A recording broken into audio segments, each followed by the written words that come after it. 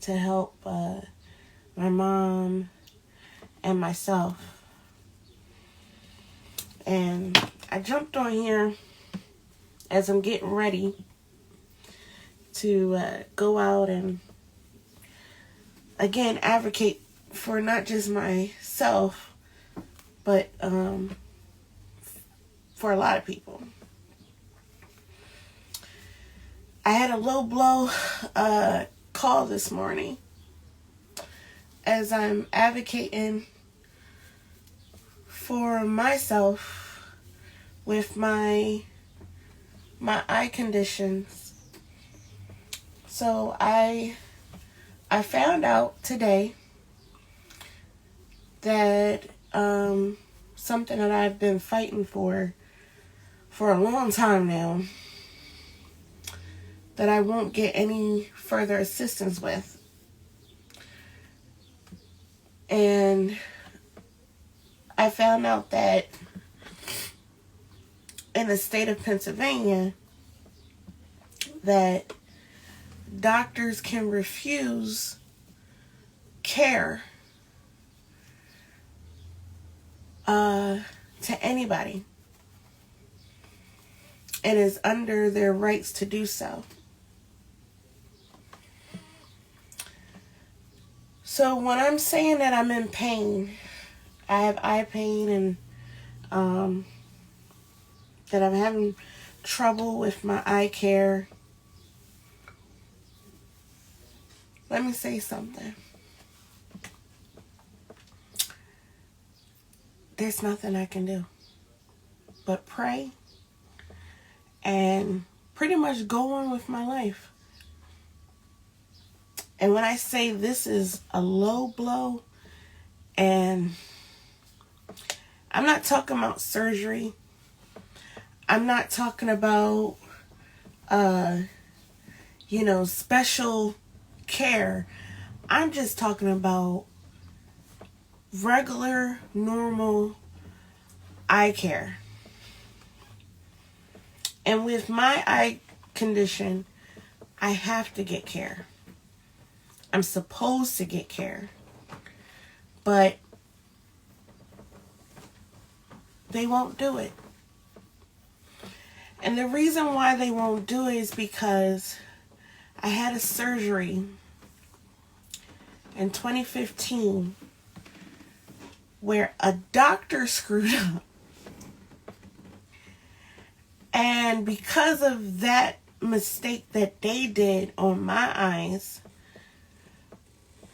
now other doctors won't even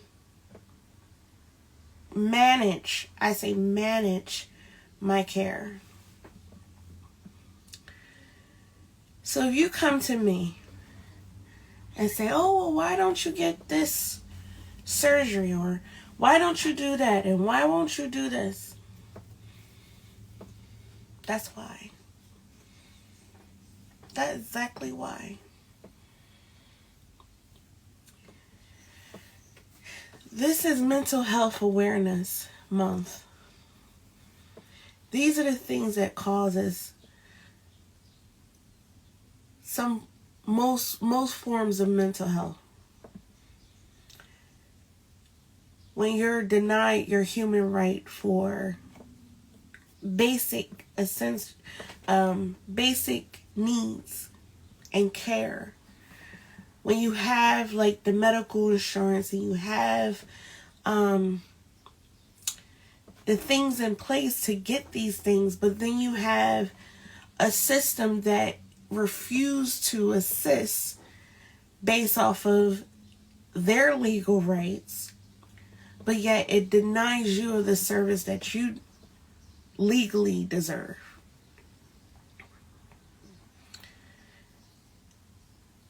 And it's like, where is a common ground?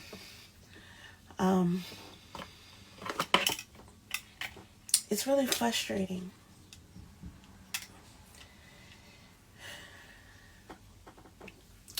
And then you have to deal with people who who say they're for you and who say that they're supporting you, but then go behind your back and either lie or put blockage in your way for you to not succeed and not go far. And that causes mental health issues. I came on here and showing my vulnerability here, to be vulnerable to you guys, to show that it's okay to not be strong all the time. Being strong can be, like, people use that phrase or that word, being strong, as if it's something that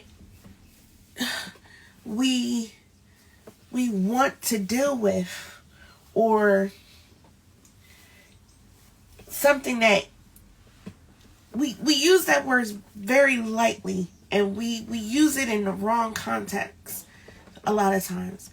Because why would I want to be strong when I'm dealing with trauma?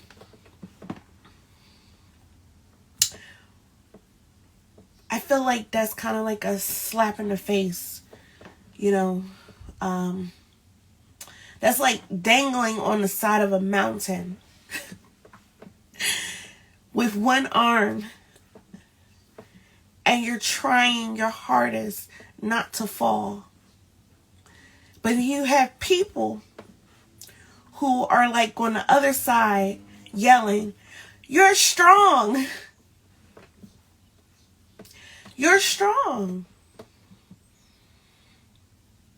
But you're trying to hold on and survive and live, when all they have to do is come over and help you, but yet they're yelling, "You're so strong. You're amazing." Tell me how that makes sense.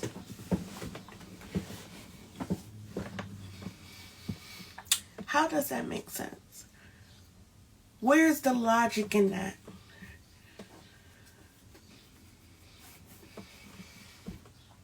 This is what a lot of people who are in the disabled community constantly stress. I wouldn't say stress, but we vocalize on a daily basis of the necessities of what we are, our human rights and our dignity deserve. What we deserve, which is to live. Which is to live. If we were born, that is our giving rights, is to live. And when you have these programs out here, like the civil rights, how can you be considered a civil rights if you don't fight for people's rights? How can you say you are attorney general and you investigate issues in the state, but yet you pick and choose what is important and what is not important? Yes, I'm frustrated. I'm hurt. I'm not strong because I'm hanging for dear life. Literally trying to just live. And I'm saying that vulnerably now on a live, because we take that word being strong and we say it too much to people who are just mentally, physically, and spiritually drained. Don't come to me if you're not going to actually take the time out to physically assess. Don't come to me if you're not out there in the streets speaking and fighting, but yet you post all these things about voting and you talk about rights, but yet you don't really be out there in the streets fighting for what is right. Don't say that you care if you're not doing the actual physical, mentally work out here. Because people are hurting. They are hurting, trying every single day to survive and live. Because that is their giving, and they're giving rights. I am on the phone, not one day, not twice, not 2 days. I'm on the phone literally every single day, voicing the issues that are out here for people like myself who are visually impaired, who are blind, and with all different disabilities. But the issue is that blindness is not considered a disability in most cases. People put so much stigmas and so much hatred towards people who are blind and visually impaired, when we did not ask to be this way. We did not ask to have struggles to try to see. And yes, I'm complaining. I'm complaining. And I'm saying that it's tiring. It's tiring. And a lot of times you don't want to hear, oh, God will fix it. I'm going to pray for you.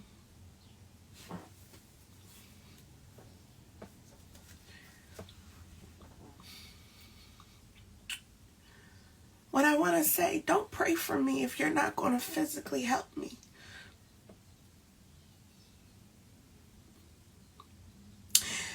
It's one thing to pray for someone when you really don't care.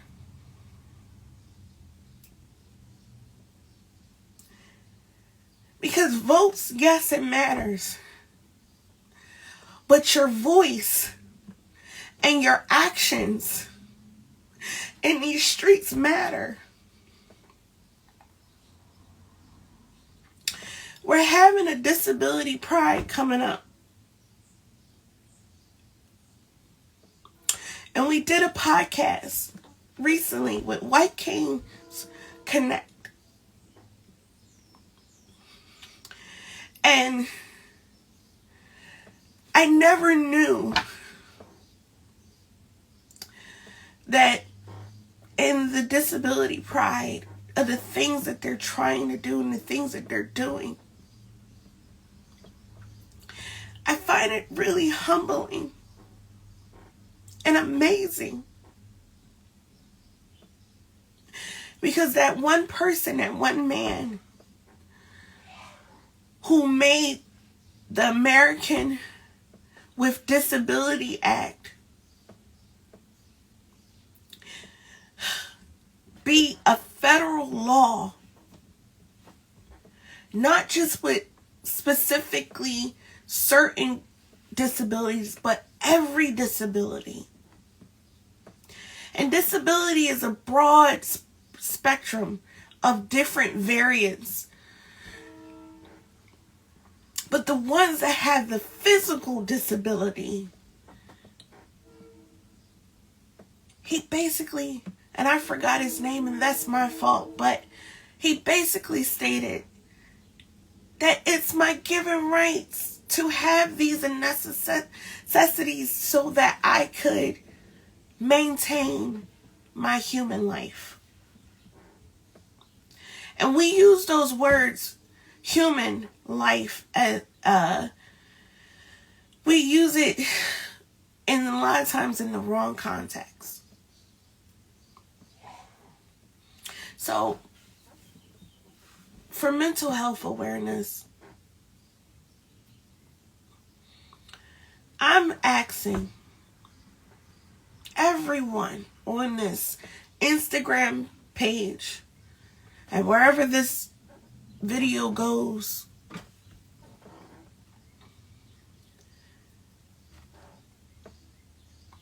do the actions, not just the faith. My favorite scripture in the Bible is, faith without works is dead. I'm not trying to push religion on anyone, but I'm saying faith without works is dead. If you're not going to do the actions, it means nothing. Nothing. Nothing. And that means votes. If you're not doing the actions, voicing your God-given rights, not just for you, but for all of us, it means nothing. Nothing.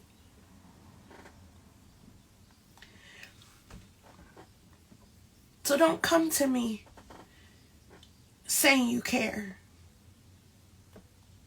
if you're not doing the work. Don't do it.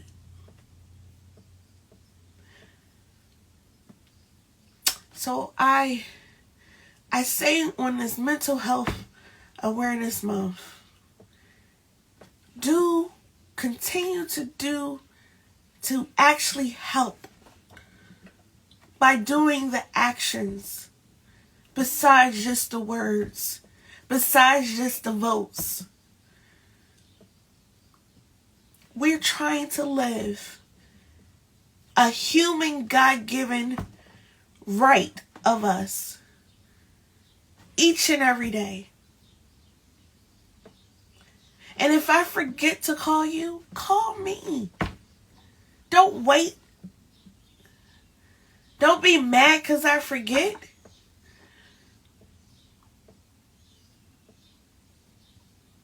Do the actions. We're all responsible of those actions and what we do.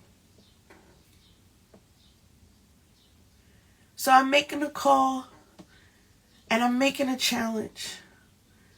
Faith without works is dead. No more practice. It's time for action.